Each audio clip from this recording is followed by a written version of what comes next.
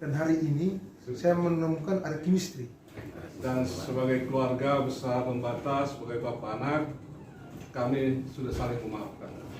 Beliau berbesar hati dan Adegun juga berbesar hati untuk saling memaafkan, sehingga beliau sudah meminta Pak Kabag Hukum untuk mencabut laporan dan urusan ini kita selesaikan secara keluarga. Jadi terima kasih untuk atensi teman-teman pers yang selama 1,5 hari ini sudah memberikan respon yang cukup baik terhadap masalah ini.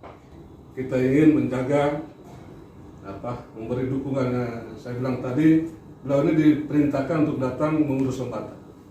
Beliau ini bukan bupati terpilih dari sebuah proses politik sehingga kita harus menghajar atau memberi hal-hal yang mengganjal. Kita harus memberi respon yang positif untuk beliau bisa sukses, ya, terutama sukses dalam program-program dan juga sukses untuk pemilu, karena hajatan nasional ini cukup berat.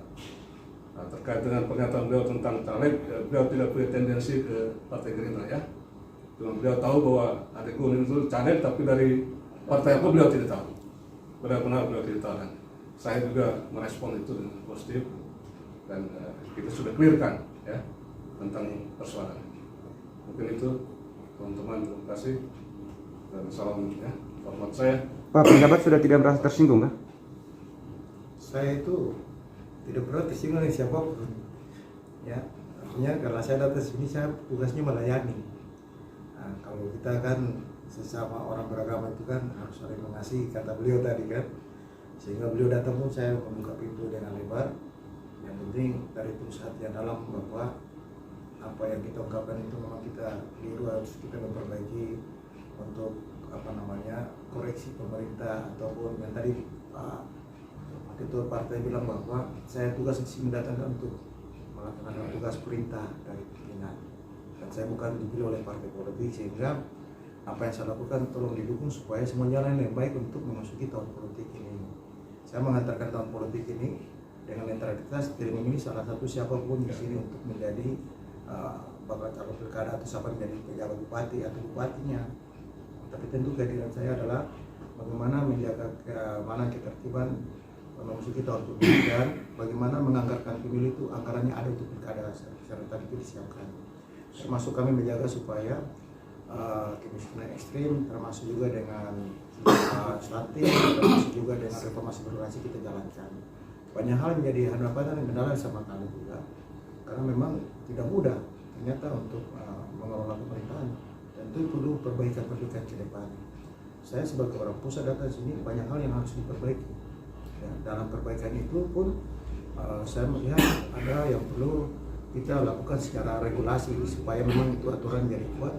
Termasuk beberapa perda-perda yang kami ajukan itu supaya ada perubahan untuk peningkatan PAD, termasuk kami punya BUD bisa untuk mengelola sehingga investasi buat daerah ini bisa maju berkembang. Kalau tidak, daerah ini tidak akan maju. Mungkin ini sudah masuk tahun ke-24 ulang tahun Kabupaten Lembata ini, ya, tetapi dan tahun 24 ini kalau kita tidak berubah untuk bekerja lebih maju ke depan lagi dengan perubahan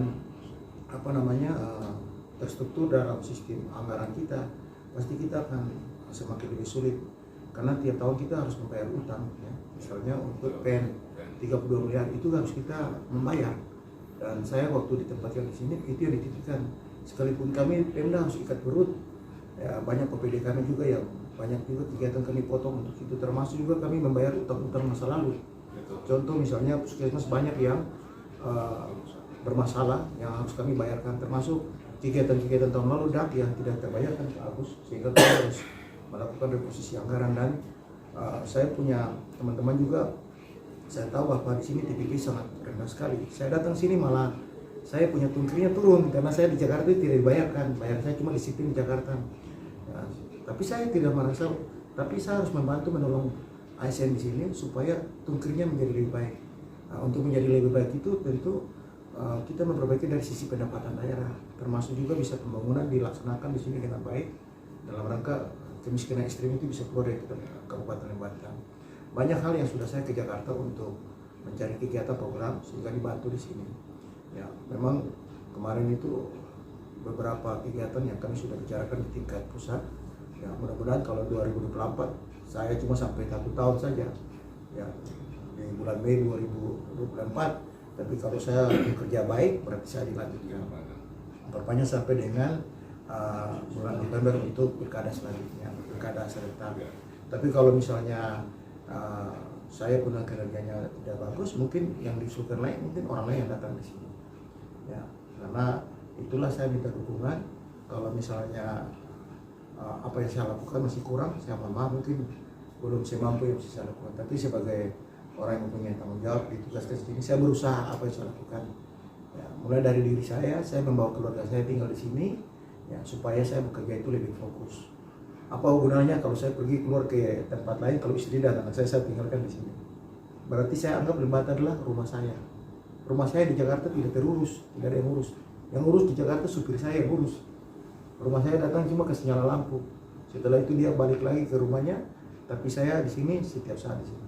Kalau saya pergi itu pasti ada sesuatu yang paling penting dan memang itu sangat bermanfaat untuk orang Lembata. Kalau enggak saya tidak akan tinggalkan Lembata, karena Lembata ini sudah menjadi rumah kedua saya, tapi sekarang ternyata jadi rumah pertama saya. Karena ternyata rumah saya yang di Jakarta dinyalain cuma pada waktu sore hari, Pak, malam hari. Sekarang ini rumah saya di sini saya harus setiap hari. Ya, sehingga apa yang saya lakukan adalah pengabdian benar-benar untuk melayani di sini.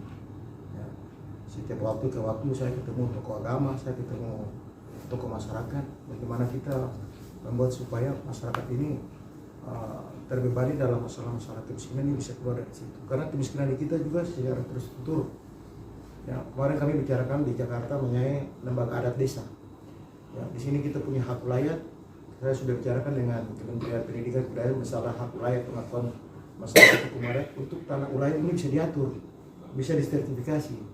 Saya juga kemarin sudah bicara mereka nanti kasih bantuan untuk dari Bank Dunia dalam rangka kita bagaimana penataan lembaga adat di kita sini, sehingga ada yang tidak berkembang sesuai dengan zaman, kita akan memperbaiki. Ya, contoh misalnya kemarin kami diskusi dengan beberapa pihak terkait di Jakarta, saya undang mereka di kantor saya di Jakarta supaya misalnya contoh ya, di sini kalau orang mau nikah, ini mohon maaf ini cuma diskusi. Kalau ada orang nikah kan pakai bilis, Pak. Ada binatang yang cukup mahal ya, dan itu harus membeli dari orang lain dan harus dipakai sebagai bayaran harta. Saya tuh berpikir bagaimana kalau itu kita Pemda punya uang, kita beli, kita taruh. Nanti kalau ada orang ini tinggal dia pakai untuk dibuat secara kekeluargaan, artinya secara adat saja. Tapi jangan dibeli lagi, sehingga jangan sampai orang lain menjadi miskin, Pak, karena harus dibeli. Itu kemarin kami bicarakan bagaimana kami akan membuat itu dengan universitas terbuka juga, supaya pengembangan adat budaya ini, Pak, tetap terjaga, tetapi jangan memiskinkan orang secara terstruktur. Itu contoh misalnya itu yang kemarin kami bicarakan di Jakarta dengan beberapa perguruan tinggi. Ya, dan hari ini terjadi kalau tidak cocok kan. Ya, jadi saya sudah kenal Pak Agus, ternyata orang yang baik ya. Mudah-mudahan Pak Agus nanti kalau menjadi anggota legislatif menjadi pasti orang yang baik. Amin. Amin. Dan sebagai pemerintah kami punya tugas melaksanakan koordinasi pimpinan untuk semua partai politik di sini secara sama dalam rangka bagaimana menjaga masing-masing dengan konstituennya untuk menjaga rasa aman dan damai di setiap masyarakat supaya memasuki tahun politik ini semuanya benar-benar aman dan damai. Itu dari saya. Terima kasih. Pak Agus, ini atas inisiatif sendiri atau dipanggil oleh Pak Penjabat atau niatan untuk datang meminta maaf secara tulus? Jadi begini, persoalan inisiatif atau tidak, saya itu tadi dari kebun, terus informasi kepada Pak Apian atau Partai Gerindra bahwa kita ada waktu untuk bisa bertemu dengan Pak Penjabat. Agendanya sudah dibicarakan tadi dan kami juga sudah clear bahwa cocok baru cocok. Dan hari ini saya menemukan ada chemistry ke depan. Pasti beliau ini, ya minta maaf ya, ke depan ini kalau orang Lembata sia-siakan tidak kembali ke sini lagi, berarti kita sangat rugi. Cocok baru cocok ya. Ya saya kira begitu ya. Cukup ya? Cukup. Cukup.